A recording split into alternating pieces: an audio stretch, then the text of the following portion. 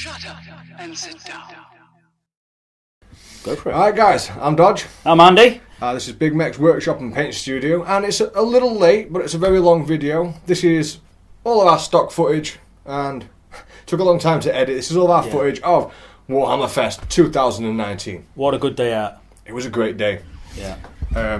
And we enjoyed it so much that I spent a lot longer editing these videos than I usually would. Yeah, too right. So for a quick rough guide of what's coming up, we've got us attempting to shoot an intro while we were there. Yeah, that went well. The first year it went fine, but it was so busy this year that everyone kept walking by. We're going to put it in anyway, it's only short. We've got a Horus Heresy interview. We've got splashes of cosplayers throughout this to break it up for you. Yeah. Thanks to all those guys telling us how they made the costumes. And they were you know great. If you're interested in cosplay, where you can join them on Facebook or on their social media and get involved. Even their 40k LARPing community, if I remember correct. Yeah, the Space Shark, if I remember. Yes, and all everyone's links will be in the description, so that's going to take me like a week to write out. What else have we got coming up here? We have the award ceremony at the end. Yep. We have the new contrast paints coming up in this video. Yep. And who else did we interview? We spoke to Horus Heresy Legions guys from Everguild. Yes, and we spoke to the roleplay writers. Yeah, Warhammer Fantasy Roleplay, 4th edition, and their new project as well, which you'll see more about in a bit when we get to it. So, let's crack on. Let's crack on. First thing, this attempt at an intro. Yeah. Catch you in a second. Let's go. Hello YouTube, this is Andy. I'm Dodge. And we are Big Mech's Workshop live at Warhammer Fest 2019. So we've got a load of cool stuff to see today, and we're going to be talking about all of it. We're going to get to as much footage and video, as much footage and imagery as we can. Yep. There's all these new releases, what we're going to be talking about. All the new interesting models and paint, and the new paint as well. The contrast paint. Yeah, that looks really interesting. It's all right, don't worry about it. And what else we got? And we're obviously going to try and have a look around what's going off at the tournament scene as well. Yep, if we can, we're going to try and catch some cosplayers. There was a heap of them outside on the way in. We've got to go find them now. Yeah, we're going to go have a look for the cosplayers. And what else we got? Thank you. We've got the cosplayers. We've got a really cool Chaos Space Marine. Yes, if we could find him. And so I did notice a couple of Sisters of Battle as well. So yeah, you definitely want to go check those out. Hell yeah. And also, we entered the 2-week challenge. Well, I did at least. Nice and easy. Yeah, Dodge entered the 2-week challenge. I wasn't able to, as I was too busy doing other things. And that's all we need for an intro, and we'll catch you in the rest of it. Yeah, see you later, boys. So, that was our attempt at an intro. Yeah, that was interesting. We'll try better on that next year. And maybe get someone to stand with the camera so people can see it. Yeah, that actually might have helped us last time round, because we did have thanks for that one, Sire, last year. First we're going to get straight into the interviews. We're going to talk to a couple of cosplayers, some fantastic costume work on everybody. Yes. Starting off with the Sisters and the Commisar, I believe. Okay, and we've got two more cosplayers here. We have got a Sister of Battle, which is an awesome piece of costume, and an Imperial Guardsman, who's also a bit orky. Don't you mean Commisar, you git? So how long have you two been involved in the cosplaying circuit? Since 2009. I've kind of been cosplaying on and off most of my life, ranging from just the old Halloween costume, so most of my life, and then really got into it about 2017. And what was it what brought you into the cosplaying as a hobby? Probably the community and stuff, yeah. I have to say it's a mix of the community and also just genuinely enjoying dressing up as different characters, just not being myself for a little while. Do you have multiple characters? Oh, yes. Yeah. What else do you cosplay as? It varies depending on the event, really. Next Warhammer Fest, I plan on coming as a Adeptus Arbate. Gonna be a copper? Yeah, like my dad. And what other events do you go around? You do Salute or the Comic Cons, that sort of thing? Yeah, I usually go to events in Spain or in London. Yeah. And this year I'm also going to Gamescom in Cologne. In Cologne? Yeah.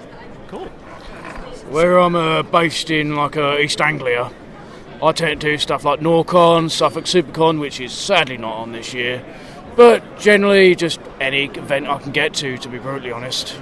Yeah, I don't blame you. And it's like I say, the effort you've been putting into the costumes are absolutely amazing. I've been looking at some of the other costumes as well, and they're really, really diverse, really interesting. So, congratulations on making some great costumes. Thanks you very much. Thank you. Hope we get some good teeth. Do you have a community Facebook page? What other people can be involved in? Cosplay, have they? Yep, we'll drop a link below for your community links to get, so any of you guys who are interested in that sort of thing can get really involved. So, thank you guys. I've got ones as well. Yep, we'll drop your links in as well. Okay. Yep. The next chat we had was with our good friends at Everguild. This is the CEO, Andreas, and they're the guys who created Horus Heresy Legions, the computer-based card game. Yeah, we spoke to them last year. It was good to speak to them again this year. This year we've got a better backdrop for it. Yeah. They actually had a proper backdrop with them, and it was nice to see them getting the support from GW that they deserve, because they put a lot of work in. Yeah, that game, from what I'm hearing from you and what I've seen, it functions brilliantly and free to play. It's really exploded over the last 12 months. So, here's an interview with Andreas and a bit of a recap and a bit of a catch-up as what's new with Horus Heresy Legions. Yeah. So this is Andreas from Horus Heresy Legions. As a recap from last year, what is Horus Heresy Legions? So it's a digital card game. It's on mobile and now on PC as well, on Steam, PC and Mac. And it's based on the Horus Heresy. So it follows the storyline of the Horus Heresy. We are adding legions. There's already 11 legions in the game. And we're actually in the middle of on the latest expansion, which is based on the Burning of Prospero. So the Space Wolves just came in, Thousand Suns are coming next, and we've just announced that Custodes are going to be the third. Boo! So it's a very exciting time actually for the game right now. Yeah, actually I have played it myself, and it was really nice to see you getting involved in the community to launch certain factions, one of which I hold dear to my heart, being a Man of the Eighth. So what brought that in? What brought that into your idea to have a community-led sort of idea? So this is one of the things we want to encourage people getting in not just playing, let's say, at an individual level, where they're just trying to get up in the rankings. That's obviously a big part of the game. But then there's a second component, which is you have your Warrior Lodge, which is essentially when you go in with other players, and then there's certain things where you try to work together, and then you get rewarded as a lodge rather than just as an individual. And then we wanted to add this additional level, which we think is very important for many players, and we appreciate that ourselves. We're saying, okay, I want to have a say in the history of what's going on. I want to actually influence the evolution of the game. And that's where it comes in the events. There's always two factions, the loyalists and the traitors. And then when you're taking part in the event, you can choose to support one or the other. And then depending on which one wins at the end of the event, there's new content that gets unlocked in the game. And for example, that was like the most extreme case when actually the players, by supporting one or the other faction, they decided which new legion would be part of the expansion, whether it would be the Night Lords or the Word Bearers. Yeah, and being part of that particular event myself, I was very pleased when the Night Lords won out on that one. Although I've not been lucky enough to get Kurz yet. Boo. Here's a look at it. That's how things go. So, lost my train of thought. Give me an idea. Talk to me. New things. Yeah. Well, so obviously you're currently doing the Burning and Prospero. Yes. What are you looking at in the future from that one on? Obviously you can't give us too much information, Yes. but what sort of storylines are you working towards? Yes, so we're looking at a number of different, obviously there's Calth as the big campaign that's left before we get on to Terra, and then there's a few other events here and there where Thrama's Crusade with Dark Angels, there's the Cygnus Prime with the Blood Angels, so we can't say yet exactly in which order they would happen, but what we can say is that the plan is to add all the legions into the game, so the fans of the legions which are not in the game, they can count on the Ultramarines and the Blood Angels, Dark Angels, the Word Bearers, which lost at the other event, but that doesn't mean they are out of the game. They will just take a bit longer to make it. They will all come in. And besides that, what we're doing as well is we're trying to create, with the timed events, we're trying to also add in new things and experiments. Since those are time limited, we can be more creative. So for example, we recently did an event which was all based on Titans. It was a battle between Titans, and players could command a River Titan, which was a very special type of warlord where you had not just your main body but also the weapons, and then it was like a multi-part kind of warlord where it led to completely different kind of gameplay than the normal battles that you play. Oh, we should have played that one now, actually. They would probably come back. They were quite popular, so I think there will be more Titans in the game. Oh, that sounds excellent. So anyway, nice to meet you, and I hope you've had a good weekend, and I'll see you next time. Thank you very much. Are you planning to add the Emperor? Just a call out from the back. Well, I mean, all the Primarchs are there, Horus is there, and if the War Master is there, there needs to be someone to oppose him, right? Yeah, that makes sense. Yeah, I could see Emperor. And what about his little mate, Malcador? Is he likely to show up? We will neither confirm nor deny the attendance of Malcador. And death to the false Emperor, of course. Thank you very much. Thanks to you. Cheers.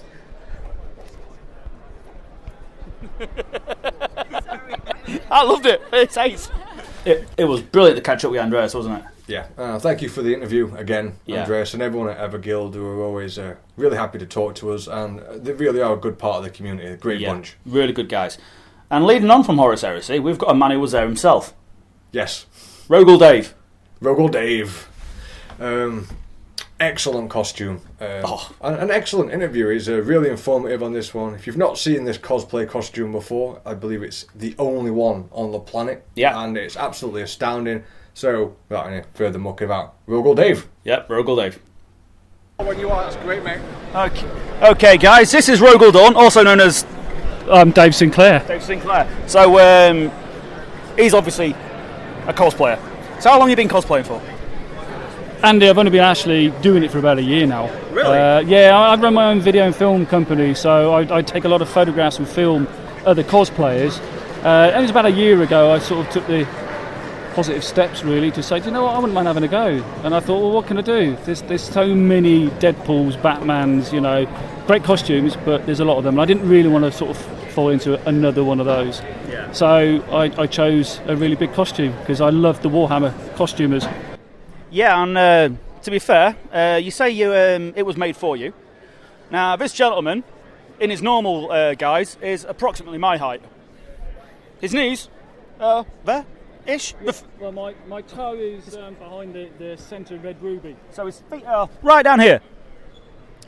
And you're, about 8 feet tall right now? Tip of the eagle is about 7'1". 7'1". So yeah, that's what a 7'1" Space Marine looks like. Which actually, by Space Marine standards, fairly small. Yeah, well, I'm a Primarch, so I'm supposed to be taller than, your Space Marines. Yeah. I am with some of them, because we're not all true to scale. You know, my arms could be slightly longer. They are what they are. My pauldrons are slightly larger than I think probably they should be. But it is what it is. And it looks really good for it. You know, it's got a lot of interesting detail work on the chest plate and obviously on the pauldrons as well. And you get a really cool effect. So, you were telling me it's an absolute nightmare to put on. Logistically, this is a nightmare to put on. It comes in like 20 pieces. So it fills my estate card completely. Wow. I then got it, if I'm on my own, which I have done before in the past, I've got to manhandly put everything in, go back and get the next one, bring the next lot back, till eventually it's all in the room. And then I can't get dressed on my own. I need someone to actually dress me, because there's clips. There's 14 clips. And how long would it actually take you to get dressed? Me and my good lady, we got it down to about 8.5 minutes. So yeah, for reenactors out there, you'll probably understand this, because obviously it's going to be fairly not dissimilar to putting on a suit of full plate. Well, I've got a Predator costume, which, believe it or not, has less parts, but probably takes as much time to put on. Wow, it's all latex. It just wants to stick to everything. So, other than obviously the genetic deficiency of not having arms long enough to be a Space Marine, it's really, really well scaled. Although, you know, a Primarch would be another 2 feet on top. But yeah, what's it made of? EVA foam at different millimetre thicknesses. Yeah. I've turned around for this. I'll explain it first. The yarn is 32 feet of yarn for the robe on the back. 32 feet of yarn for the robe. That's a nice looking rowboat, to be fair. And John Davis, aka the foam wizard, made this for me. I commissioned him. Absolutely fantastic guy with foam. He knows his stuff, as you can see with this. It's foam, gold paint. I did have to laugh when he said, I'm going to put glitter on it. And I'm like, what? And he goes, trust me, I'll run with it. It'll be fantastic. And I have to say, it does look pretty cool. Yeah, it does. And under direct sunlight conditions, it looks like metal. Yeah, I can imagine the way he's done the glitter. It's not just thrown on there.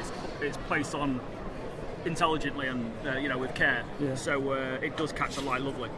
So yeah, it's great to see so many cosplayers. Obviously, this is my first meeting with Rogel Dawn, and it's very impressive. Thank you very much. Very much. Cheers, Andy. Yep. And I saw you on the news recently about a year ago or so. Yeah, well, I live in Leicester, so BBC Radio Leicester sort of, because this is the world's first and only, as far as I'm aware still, Rogel Dawn costume. So it made a bit of the news. Leicester Mercury run with it, and next thing you know, BBC Radio Leicester said, we'd like to do a quick interview. So there we go. Awesome, thank you very much. Cheers. And take care. Thank you for your time, Dave. It was brilliant to talk to you. That was a very, very informative video, and you gave us some really nice content there. And good luck with your charity work and everything else that you do. Yeah, too right. Okay, so now we're going to move on to... as a painting channel, something that's relevant and also very important. Contrast paint. But also, we're going to shout out to Duncan as well, because this is where we got the picture from. Oh, yes. Do you want me to throw that up there? Yeah. Yeah, he actually put a post for this photo for us. Duncan seems, exactly like he is on camera, actually. That's how Duncan is, and that was brilliant. Yeah, that was really cool of him to spend a few minutes with us and having a bit of a laugh. Yeah. So, this next bit of footage is all about the paints, but me and Andy have had to dub over it because the noise pollution, because Duncan was stood behind us, and there was a lot of fans and a lot of people talking to him after we'd finished talking to him. It was absolutely rammed. So, we've had to dub over this, and here is our thoughts on the new contrast paint.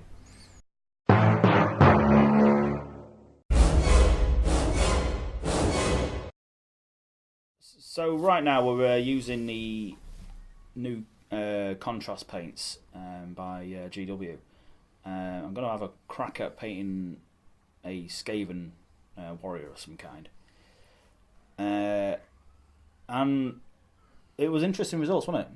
It was. It reminds us of, what's it called? The Army Painted Dips. Yes, the Army Painted Dips, the quick tone. Yeah, the Army Painted Quick Shade, because you do get a very similar effect, but obviously we're having the different colours. It makes it superior, as you don't have to do the whole thing. Yeah. A lot of pre-highlights work very well with this, so anyone who's got an airbrush and likes being lazy, this looks like the type of paint you can get a tabletop army done for your tournament very quickly. Yeah, and if you want to go whole hog and have a nicely painted army, there's no reason why you can't use this stuff.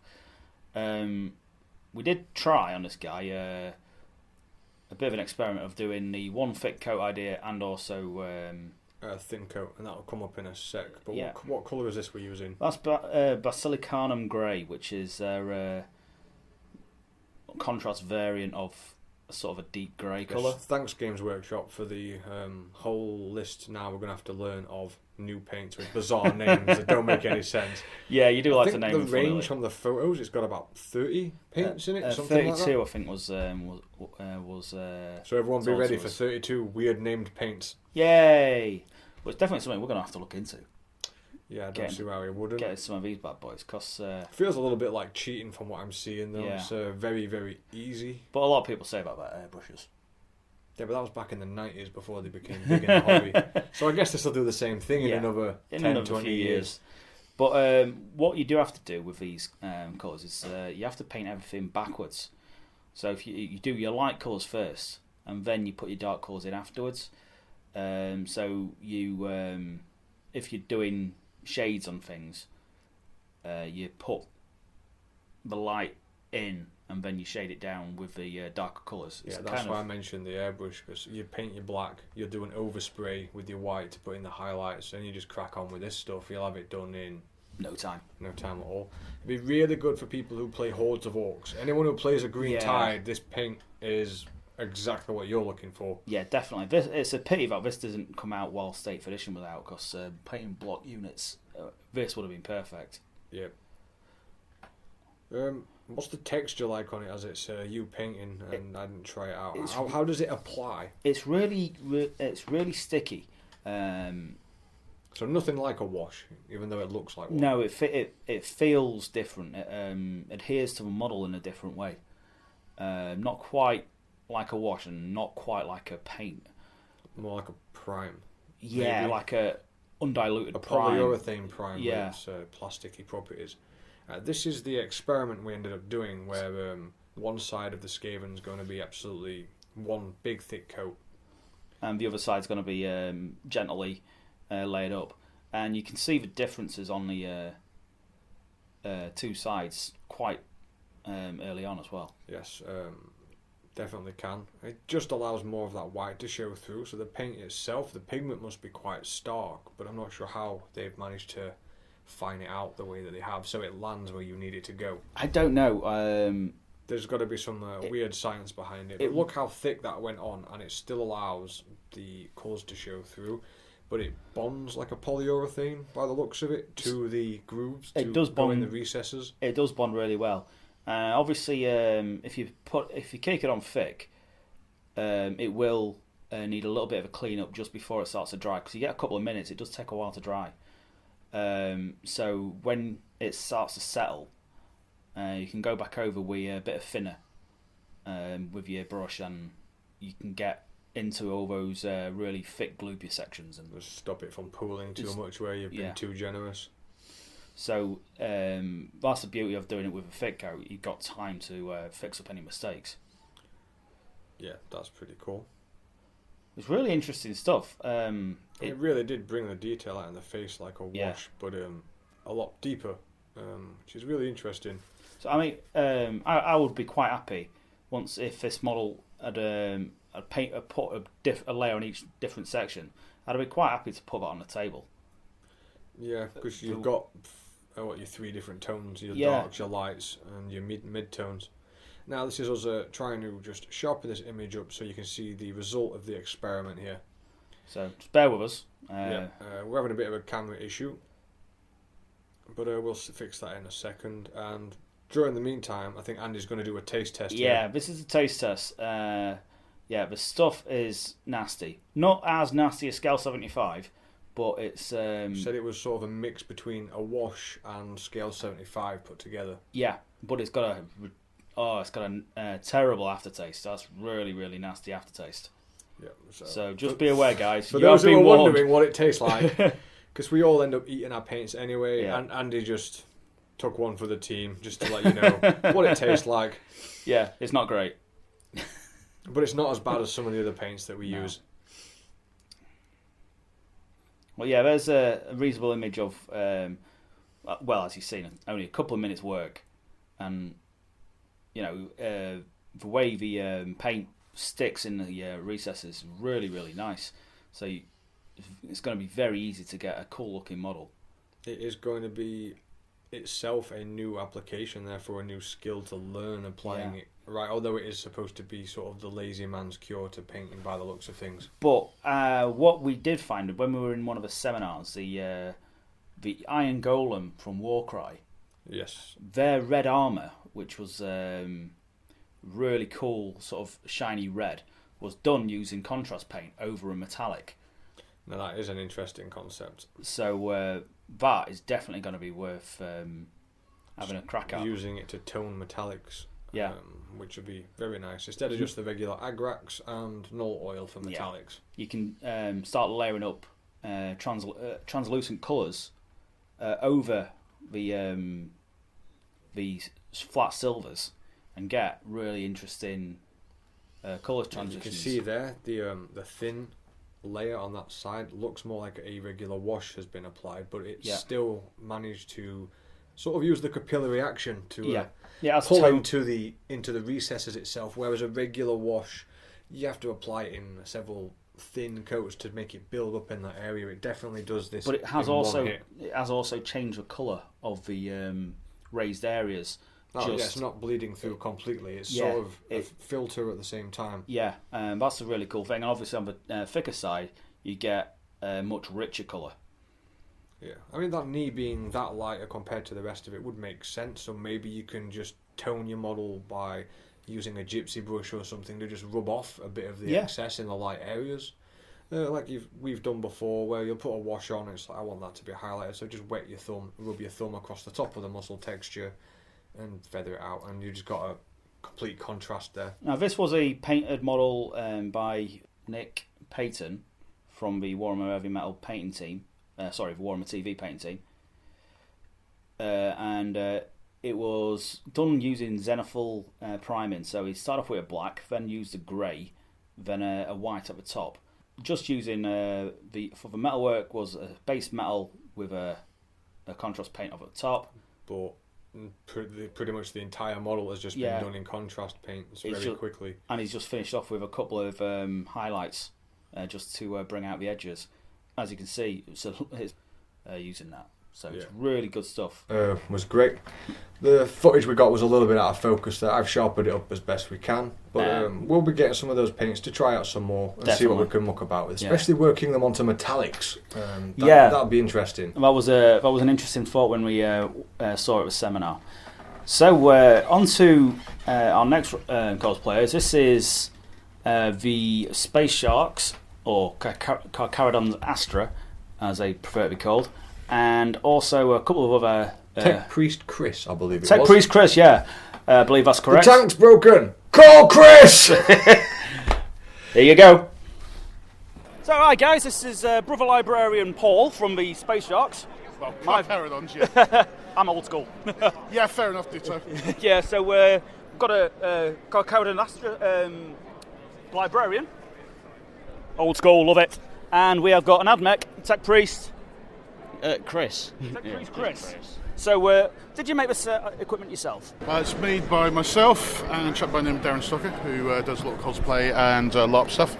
And also Chris helps a lot of it because he's got a really great eye. And I'm really no good. I'm one of those people that's no good at measuring stuff. Fair enough. So it's a bit of a collaborative build. And originally built for live role play, so that's why it was not full scale, so I can run around in it, wear it for extended periods of time, which is frankly quite nice. And just, it was like, come along to this. As a former LARPer, way back several years now, obviously I've got a bit of an understanding, but I wasn't aware there was a 40k LARP. There are dozens of 40k LARP. Well, not dozens, but there's been a bunch of 40k LARPs. There's a couple that are currently active. One called Death Unto Darkness, which is definitely worth checking out because it's really, really professionally run by some really great people. The one that we do is another one run by Darren Stocker. That was Space Hulk LARP. We hired out. He hired out Bravo 1 Airsoft in Birmingham. He's made a bunch of Gene Stealer costumes and a Lictor costume. Oh, sweet. It's kind of thing where you turn around the corner with your chain axe and your bolt guns using Nerf guns as a mechanic. He's like, it's a Lictor. Guess I better get her in character and charge it then. And then the two Death Guard turned up. They came round the corner. There's some eye-popping GoPro footage that channel ULARP did of the guy I was fighting. Didn't realise he was wearing a GoPro. It's like, oh, and then we looked at it a week later. Oh my goodness me! So yeah, and they had the kit and decided Warhammer Fest last year. The company reached out to Cosplay and said, we'd like some people to come along. Oh right. Sounds like fun. Yeah. Thought get some extra use out of it, and then this year, because they continue to reach out, the company's engagement with community has really, really improved. Because I'm an old staffer. I was a staffer in 2000, 2005. So I predate you by about 3 years. Yeah, I knew a whole bunch of people. So with the issues there, and since then, to watch these community engage has been really incredible. And when this come along, it's like then. It's all been organised by some people over there, and 30 of us turn up this time, and it's been incredible. Yeah, I can imagine. Because the thing about cosplay is the community is really important. Yeah, I can imagine. Because it's such a niche subject, and there's so much detail and effort goes into the costumes, and we're going to be speaking to some more shortly. So thank you for your time, mate. It's good to meet you, and it's good to meet you. So take care and have a good day. You too, thanks. So, Andy also had an interview with the guys at Cubicle 7, the fantasy role-play writers. Yeah. But we're going to put part 2 of the interview first because it's shorter and we want to keep this video alive and moving along with nice little snippets, and after that we're going to jump into some more cosplay. Yeah. So here we go. So as second part of our Cubicle 7 interview, this is Emmett. And if you're a Warhammer fan, you're not going to like this guy because he killed the old world. I did not kill the old world. So I'm a producer on our Age of Sigmar RPG. Yep. So we just did a talk on it there in the seminar hall here. So we've announced the name for Age of Sigmar. So it's going to be Warhammer Age of Sigmar Roleplay Soulbound. Soulbound. Yes, and we will explain the name in an upcoming update on our website. But for now, the name is out there. Yeah. We also showed that we have our cover art, which we revealed previously. And we've also announced our starter set for Age of Sigmar as well. So we have fantastic artwork for that. That'll be all up on our website as well. And we'll give a link in the description for the website. Yep. So everyone can get involved. So is it based on? Is the system based on the Warhammer Fantasy Roleplay, or is it completely independent? No. So this is a new system. So from our point of view, obviously Warhammer Fantasy Roleplay does exactly what it should do. Yep. Age of Sigmar is a very different world. It's particularly after the Soul Wars, it is still very dark and grim and just kind of quite a horror-filled setting. But rather than the D100 system, we use D6 dice pools for our stats. The idea being that people coming from the battle game, we want to make it as welcoming as possible to new players. So it's fairly streamlined then? Yeah. So D6 dice pools, just count up your successes, various difficulties, and you'll be able to go straight away. Yeah. Okay. So how have you found having to work with the bubbles, reality bubbles, what is in Age of Sigmar, to create a functional campaign setting for your roleplay? Yeah, it's been a lot of fun because we work very closely with the Games Workshop guys. So we have, because we wanted to be welcoming to new players, we've decided that in the core book we're focusing on Factions of Order, Factions of Order only, and we're focusing on Akshi, so the Realm of Fire. We do have information on each of the other realms, but for a new player coming in and go, here's 8 infinite realms, is going to be quite intimidating. Yeah. So we focused on Akshi to begin with. In this, we get to explore a lot of the areas. A lot of it's already been fleshed out, so we have a lot of information on Hammerhal, Anvilgard, and Hallowheart, and a couple of other places like that. We're getting to create some new places. The idea was being focused on that, and as we release new books, we'll go to Shaish and Chaman and Olgu and Haish. And these realms, are they essentially independent planets or universes, or how do they interact with each other? Yeah, so we have the Realm Gates in Age of Sigmar, for anyone who doesn't know. So the Realm Gates are crucial to the Age of Sigmar setting. They allow travel between the realms Generally, you go through one of the Realm Gates to get to the 8 points and travel out from there to the other realms. The Hammerhal will be the biggest city in Akshi, which is the realm we're starting in. Hammerhal connects directly to Giran. So for anyone who is Warhammer Fantasy Old World, the 8 realms mirror the 8 winds of magic. So we have fire and jade and things like that. So Hammerhal links directly to Giran, and then there's other places that the Realm Gates, they just link to the 8 points and you go out from there. So they're all connected through the Realm Gates. Right, okay. So that's going to lead to some really interesting stories. What you can obviously for the pre-written adventures. I'm assuming there's going to be pre-written adventures coming out alongside the rulebook. Yeah. So we have the starter set, obviously, which is set in Akshi, but it leads into some of the things that we're going to be doing in our future campaigns, which I haven't announced. But a lot of the big interest that people have had in Age of Sigmar is realm hopping. So going ping, ping, ping, ping to all these different unique places. So it's given the opportunity to do that, and the system as well feeds into that because magic is so important in it, and magic changes depending on what realm you are. So if you're in a realm of death magic is much stronger. Depending on how far you go out to the edges, magic gets stronger again. So we have all those interactions. So depending on what realm you're at will actually fundamentally affect the mechanics of the game. Yes, if you're a spellcaster, particularly, yeah. And then I suppose if someone is spellcasting at you. Yeah, so being on the receiving end of death magic in the realm of death is not going to be a pleasant experience. Yeah, and then with, obviously, Malign Sorcery, the Warhammer guy, the Games Workshop team released, we have things like endless spells. So spells go wrong, they become permanent spells.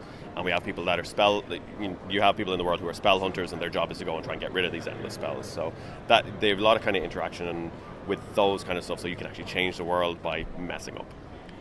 Wow, that's actually quite interesting. Yeah, it's going to be a lot of fun. Yes, definitely. Like I say, I'm not really up on Age of Sigmar. I was a Warhammer player, but so the Age of Sigmar story is quite confusing to me. One of our things that we have to do is introduce it to people.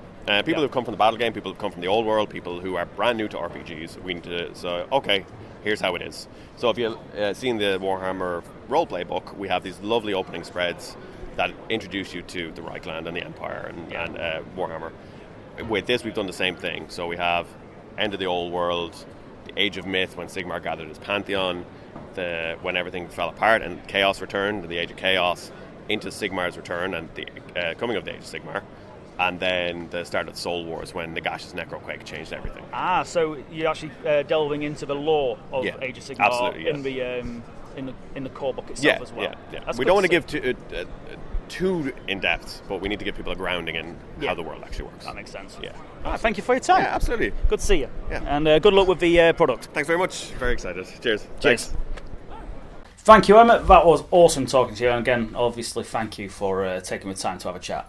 Yeah. And this next one was impressive. It was very impressive. To be fair, it would have been nice to get Rogel Dawn in with these guys as well. Even though it was a little bit shorter. You wouldn't have got me to fit on camera at the same time, though. No, getting these guys on camera was very difficult. So, thank you to you both. I cannot remember your names now. Iron Warrior and Khorn Berzerker. Khorn Berzerker. And here they are, and these costumes are impressive, and they are tall. They are. Okay, these two impressive and intimidating specimens are... I'm Iron Warrior Cosplay. I'm David Roth, Exeter Cosplay. Okay, and obviously we have got one of my personal favourites, a World Eater, and an Iron Warrior, so it's great to see. I believe I've seen Iron Warrior Cosplay knocking about on TV. Have you done a lot of charity events, that sort of thing? I've done a charity event. I think I've forgotten where, though. I'm not going to lie to you. I've done so many conventions in this suit, I have no idea. And a fully articulated power fist. Yeah, the power fist works. That is really, really cool. Just to troll your viewers for a sec, can you get a shot of this? Ready? Love it. I gotta do it. You gotta get it in. So, did you make these costumes yourselves? Yeah. Funny thing, we both made this one. Yeah. So I made this one 4 years ago. Yeah. Basically, Joffrey came up to me and he said, "I'd love one." I was like, "Yeah, everyone says that." And he goes, "But I'd really love one. I want to make one." And I was like, "I'll help you then." And we went away. Do you know what we did? We built the frame of his in 2 days. 2 days? Yeah. The whole frame, just the base ready to put stuff onto it to make it an Iron Warrior or whatever chapter you want, like a blank canvas. And how long would that take to make it all in? The full one? I mean... Well, this is 2 years so far because I'm still going. The Power Fist is new. This was made by a friend of mine called Dave Damon. And it's always upgrading. There's always something to repair or something to add on to it, something to make it better. That's it. This one's falling apart all the time. I have to stick bits back on every year. But that's how it should be. Well, you're a berserker, man. You know, it shouldn't be in full repair. Unlike this gentleman whose armour should be in tip-top condition because he is an Iron Warrior. Well, you know, Chaos Undivided. It's not that nice. It's getting there. There's a bit of wear here and there, but you know that's the way it's supposed to be. Yeah, exactly. Yeah, and look at the size of these guns. That thing is bigger than my head, and I have a big head. Wow, they are awesome. And so, what's the reference with the name? That's me. That's you. His name's David Roth. So it's Roth. I like it. To find me then. Yeah. So, how tall are you actually all in, with including that impressive helmet you've got? Helmet, 9 foot. 9 foot tall. Yeah. Pop the helmet on. I've also got my helmet as well. If you want to grab that, yeah. Just so you can see the whole thing.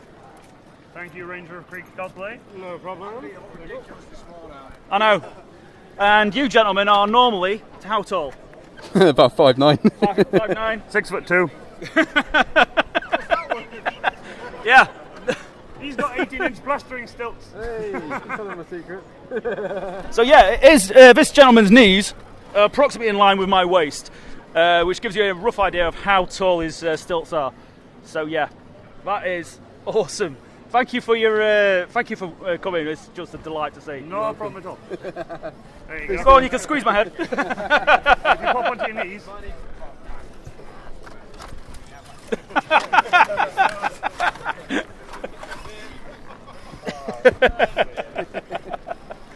How are you guys? Great to see you. Cheers. Thank you for having us. Thanks very much, guys. We really did enjoy that bit of footage, and you guys were a lot of fun to talk to. Yeah, loads of fun. I mean, that Power Fist was sweet. Yeah, at this point of the weekend, you were really getting into your interviews. Just we were really starting to engage with people, and it got easier. They really showed us a really good side of the community. Yeah, it was nice to see. Thanks very much, guys, and with all your links are going to be in the description for the video.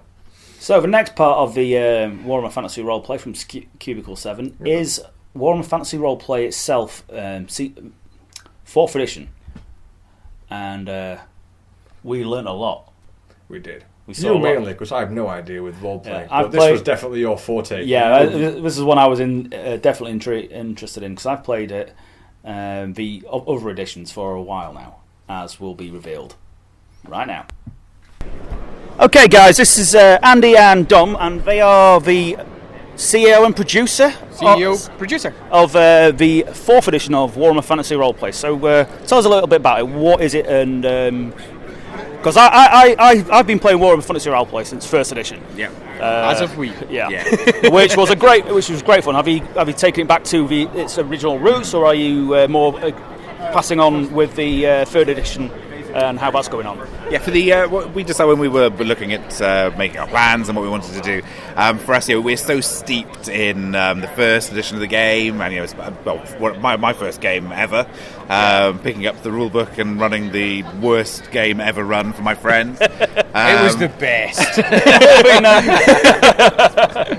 So that's where we come from. So when we were putting our plans together, it was that was the approach that we took. I think we really wanted to capture the feeling of that 1st edition, all of the wonder of the old world, and also that very peculiar Warhammer Fantasy roleplay feel, that mix of humour and the darkness of the setting and the gritty, grimy. It made it feel a very real world, and then we wanted to go back to that.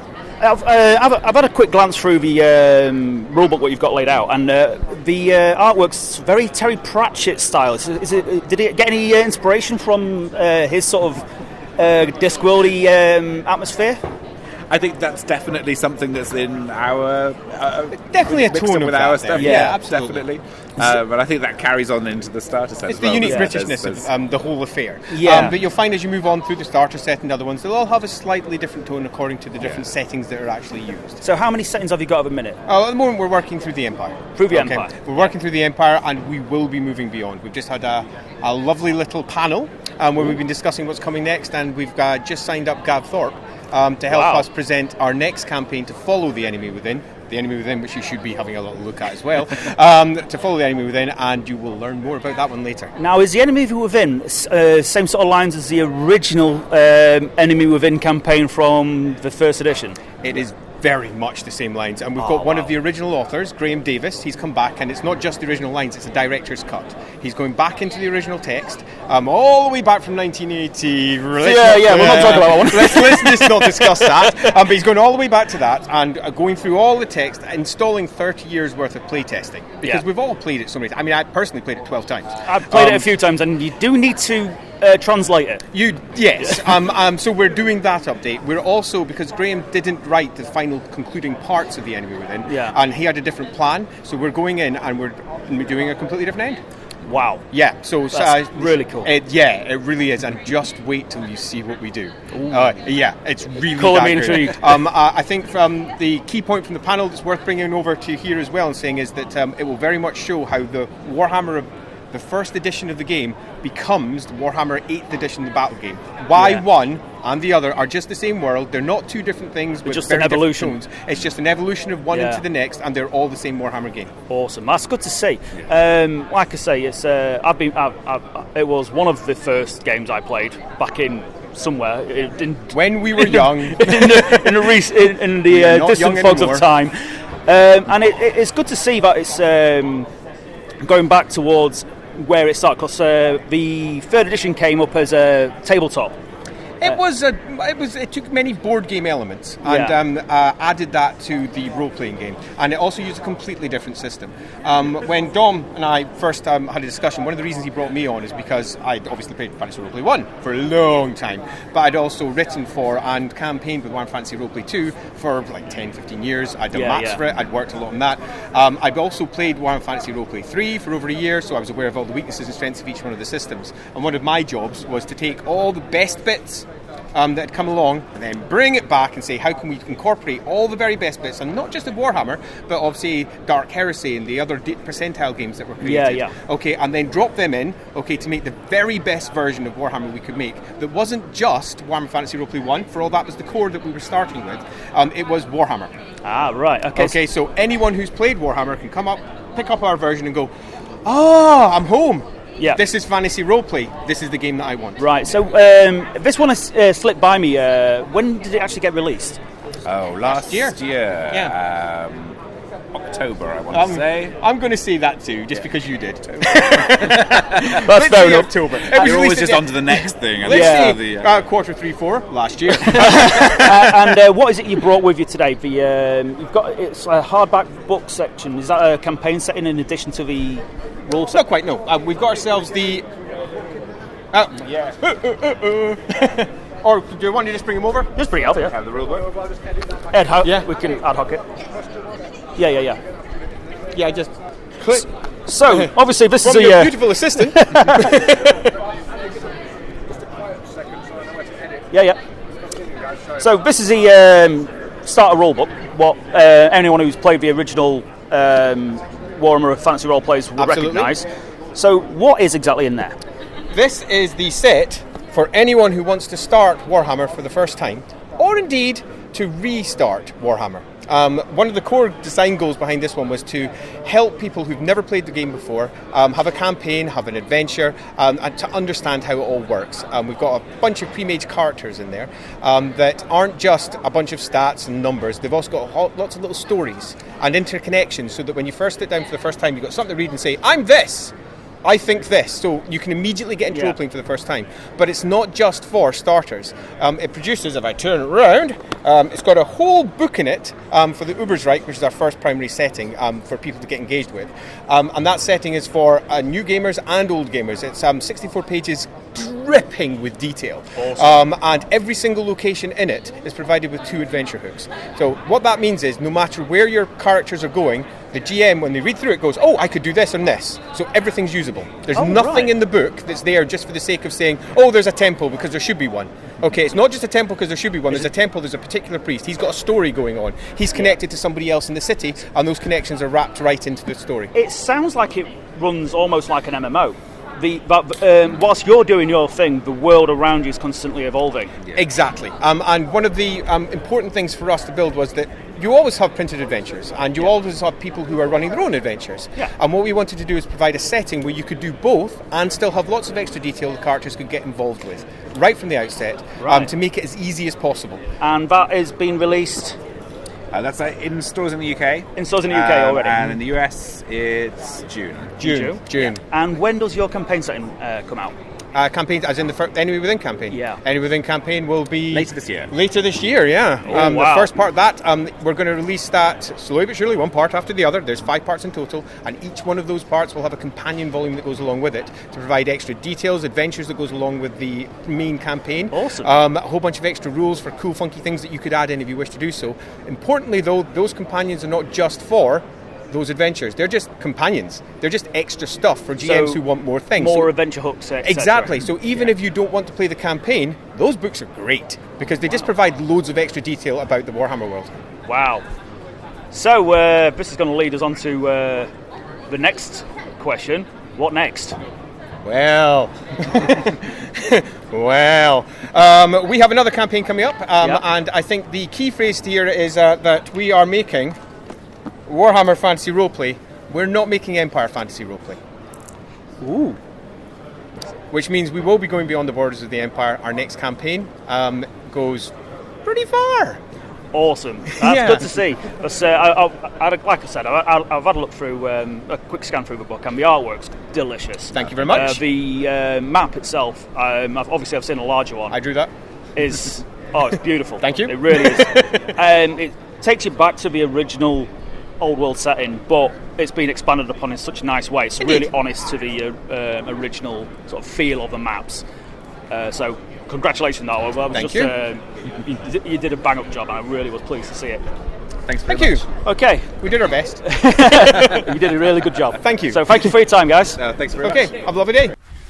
So, thanks very much for that interview. They actually were text and were willing to come over out of their busy day and come and talk to us. Yeah, it was so great. That was absolutely brilliant. And it was so awesome of them to actually, for the guys who actually were able to talk to us, it was the CEO and the producer of a new game. So that was a huge feather in the cap for us. Yeah.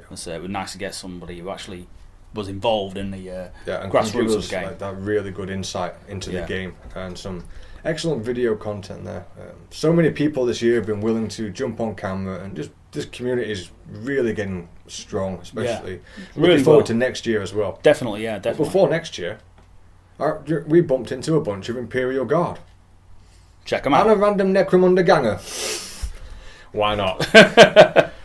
Oh, check those out next. So, got some more cosplayers in now, guys. We've got I'm Acadian Cosplayer. Acadian. I'm Mr. Ben Cosplay. Okay, and this is obviously Imperial Guard catch-on jungle fighter Vestian. Yes, 716th Vestian Regiment. And obviously we've got a Necromunda ganger. Ginger Nuts cosplay of House Orlok. There we go. So, how long have you been cosplaying then, gentlemen? I've been cosplaying about 5 years. I've been doing it for about a year and a half now, so yeah. About the same, actually, year and a half, yeah. So, how do you find getting involved in the community? Is it really easy, really accepting?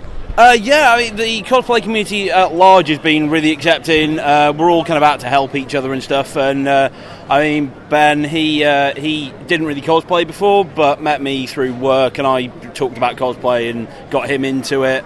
And then we sort of found the Warhammer cosplay guys with Dave and Defrig, and yeah, we just sort of piled in with that lot, and a couple of years later, here we are. It's great. It's been an interesting journey because we came to Warhammer Fest last year. The two of us. He was like a Scottish Cadian with a kilt and a big broadsword chainsaw, and I was this, but an older version. This is the second get-up now. We bumped into everyone, and then we sort of formed a small group for the Vigilus weekend a few months back. And then Warhammer's approached us and said, "Do you want to come again?" And we went, "Yeah." But this now there's 30 of us, and they just sort of went, "Oh, okay." We'll manage somehow, yeah. Yeah, indeed, yeah. There has been we only came on the Sunday, and there's been a really healthy showing of cosplayers. It's really good to see so many about. So I'm assuming there was a lot more yesterday then. There was about the same amount. I mean, we've had a couple of extra people come in who aren't sort of part of our group that we've formed. But they've kind of come up and chatted with us. We've sort of pointed them in our direction, basically, and hopefully we can then grow it from there. And next Warhammer Fest will be even more of us. Yeah, it's great to see. We set up. Have you? Do you have any social media contacts? Say that we've literally before this event about a week ago, we set up a page specifically for this group called Adeptus Habitus. Okay. And so that is where all of us, we've all got our own individual pages, but we've set up a group page so that if we organise any big events like this, that's how we'll be promoting it. And is that through Facebook? Facebook, yes. Okay, so Facebook page, yeah. So we'll we drop a link in as well, so we can easy access for everybody who's interested in that sort of thing. Yep, indeed. So where did you get your equipment from? Obviously, you've got C95, which I wore for several years. Oh, fair enough. C95 part of webbing. Yeah, a lot of our stuff, especially for Imperial Guard, you can just go about and buy surplus stuff. Like, for example, as I said, the C95 I got from surplus. Again, this is a green vest I got off Amazon, I think. Yeah. And again, with my bandana, again, that's just off Amazon. So it's nice. It's actually, for me, especially stuff like this, it's quite easy to get your hands on. It's more the props that are definitely the what can make or break a cosplay, really. And that's what can be the more difficult thing to do. Because both of my props, so I've got my knife here as well. Both of these are handmade, you won't find anything like this out there. So a lot of it is make your own stuff, but that's also part of the fun of it, I find. Exactly, yeah. I mean, one of the things we found for Imperial Guards especially is the Nerf rifles are really good conversions into lasguns. Ginger Nuts made this originally, and it's just a Nerf long strike that's been converted. And then for bayonets, airsoft rubber knives, bend at a 90-degree angle. Yeah. Nice and safe as well. Nice and easy, yeah. Nice, easy. Yep. So where did you get the body armour from? This was off Amazon. Actually, it's just 10mm exercise foam mat. There you are. Patterns are freely available all over the internet, all over Facebook. The patterns for the armour, you can get them on a lot of cosplay pages. UK Warhammer Cosplay is sort of a big community page, and people put up files and patterns for like the las guns, the bolt guns, the armour. Even up to things like Space Marine armour as well. Yeah, even up to the full-size Space Marines as well. Yeah. They'll throw the patterns up there. They're free for anyone to download and use. Yep. Just as long as you just go, oh, we got it from here, from this person, then people are generally fine with you just sort of taking the patterns and doing it yourself. Mm-hmm. With my All-Lock Ganger, I just went, I have some All-Lock minis. I want to be that. And the other thing I really had to make myself with the shoulders, and that again is made out of the same stuff that Ben's arm is made from, just 10mm foam, my machete, a Nerf sword that I swapped the blade out on. This chest plate is actually from B Cosplay in Australia. His pattern's uploaded on the 40k Cosplay group, which is a big international group as well, so there's a lot of patterns there. Right. So the armour and shoulders were from that. So guys, if you're actually interested in getting involved in cosplay, check out the links in what we've got in the description. Obviously there's easy access on Facebook.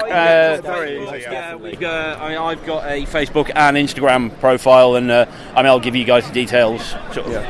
So yeah, thank you for spending the time to talk to us, guys. It's really appreciated. Yeah, no worries, thank you. Thank you. Cadia stands. Indeed, Cadia stands. Death to a false emperor.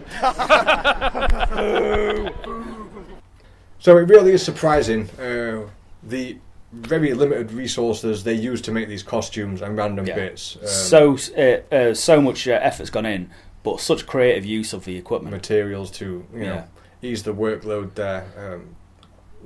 I can imagine some time and effort's been put into those costumes, but knowing what the materials are made of, is that all you've managed to just glue that over itself several times in a good shape, and that's awesome. Yeah, damn right. And obviously, we've had a lot of fun and a lot of fun in games, playing around and having a good look around. But this is the reason we went. The award ceremony, the competition, the reason most people want to go. Well, about 50%, because there's a tournament side as well. Now, I will apologise, as in every previous year, we've got the full ceremony on camera. We recorded so much stuff this year, as you can tell. We overran. We overran the camera and the battery died, so we went and found a plug socket to go sit next to, which means we missed a bit of the ceremony. So if you are watching this hoping for the ceremony because you won something and you wanted the video for that, we do apologise. We got the last half of the ceremony, but we got what we could. Next year, bigger, better camera if our patrons can help us out with that, and extra batteries, I think. So, the award ceremony, the winners of Golden Demon 2019. I'll get as far as close. In bronze, Chris Clayton.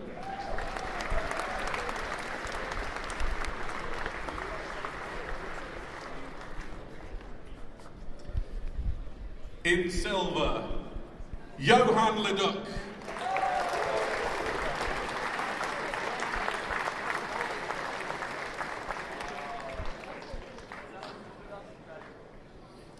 And in gold, Maxime Penot.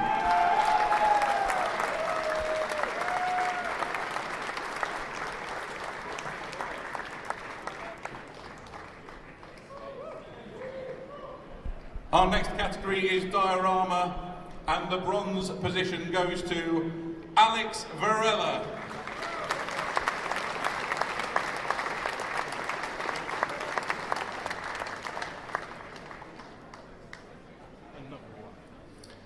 Our silver demon goes to Max Ricciero.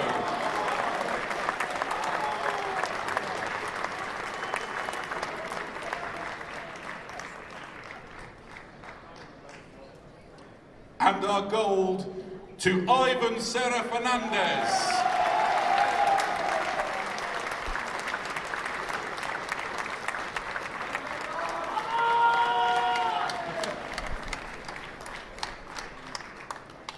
Our next category is the duel, with Bronze Demon going to Saini Ndaye. I hope I got that all right.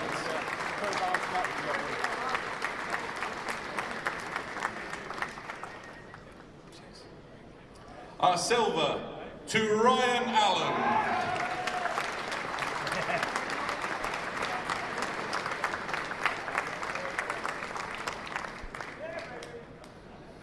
And our gold to Roger Axelson.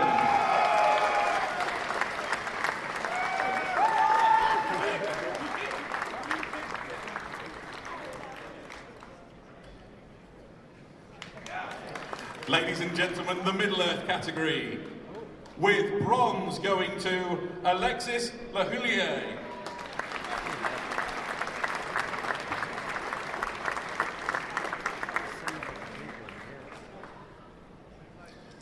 Our silver to Maxime Penaud.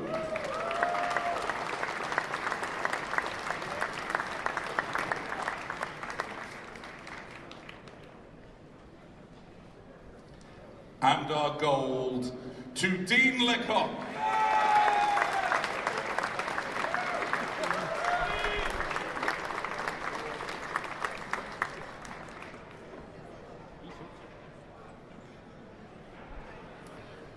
Our next category is the small scale category, with bronze to James Tarrow.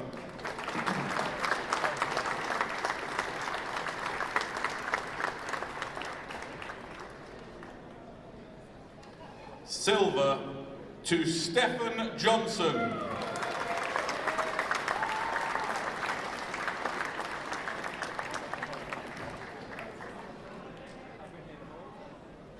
And gold to Colin Aidenshink.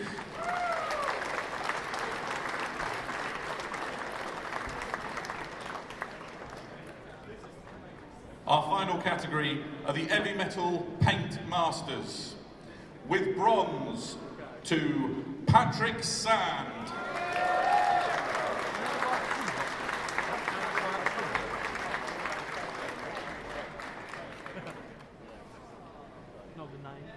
Our silver to Angelo DiCello.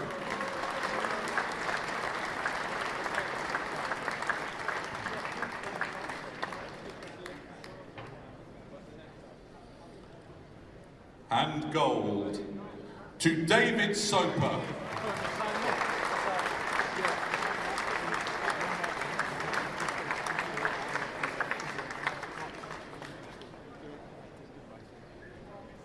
This leaves the presentation of the Slayer Sword, the award which goes to the overall winner of the Golden Demon competition here at Warhammer Fest UK 2019. Can I invite all those who have won a Gold Demon to the stage?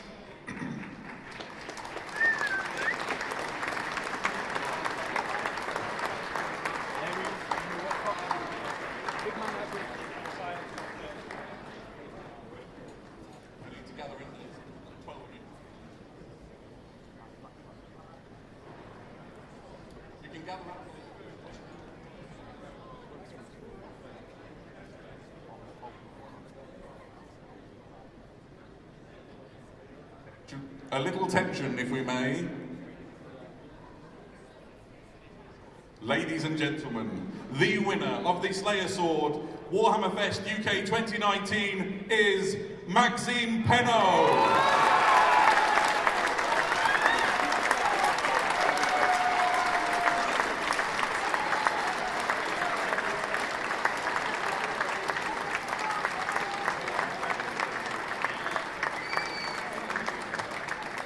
Ladies and gentlemen, our Slayer Sword winner, Maxime Penaud.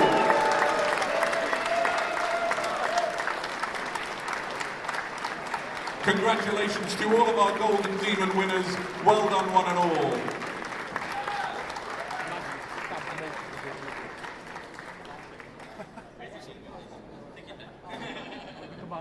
Thank you very much, gentlemen. If you could make your way down from the stage. So congratulations to any of you guys who've managed to suffer us waffling for the last However long it's been. Obviously, it was a lot of fun us going. We can only give you the highlights. There was so much footage we got. We couldn't get it all on there to be a watchable video. Loads of images and stuff. We do hope this editing pattern and the way it's been done, with it being broken up, has kept you entertained and kept you interested in the video, as we're constantly trying to improve this channel and make things a lot more interesting. And as always, we've got our thank yous. Massive thank you to you guys who are watching this anyway. Without you guys watching it, there'd be no point in us making these videos at all. No. And we've also got our regular thank yous to our top paying patrons who help support and pay for the models for our painting tutorials. They help support us in going to these events and help us with better equipment so we can keep improving this channel and, you know, help the community, and the community helps us back. It's all give and take. A massive thank you to the Orc Boys, Love Minis, Ludwig Hofbauer, Warren, Danny Wack, Kit Lindquist, Agnes of Dawn and Mark. You are top paying patrons. You guys are absolutely awesome for even bothering to support us. Yeah. If you guys want to join them on Patreon, the links are in the description, and every little donation really helps us with this channel. Also, obviously, if you're interested in getting involved in cosplay or 40k LARPing, all the links for all the interviews we've had, what have been able to give us information, check them out. I'm sure they'll be more than happy to have a quick chat.